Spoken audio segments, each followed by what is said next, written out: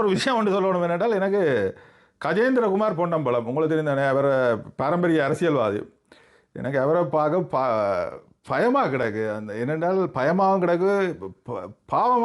பாவம்னு சொல்லலாம் any time வைத்தியர் அர்ஜுனா வந்து மிகவும் காரசாரமாக பேசிக்கொண்டிருக்கேன் எனி டைம்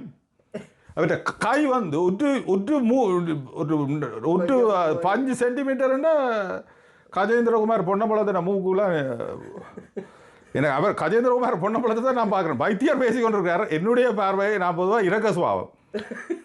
அப்போ நான் கஜேந்திரகுமார் பொன்னம்பலத்தை தான் பார்த்து கொண்டிருக்கிறேன்னு அவர்கிட்ட பயம் இருந்தாலும் முகத்தில் பயம் இருந்தால் இந்த கை எங்கே எந்த மூக்கில் படுதோ எனி டைம் படுதோ தெரியல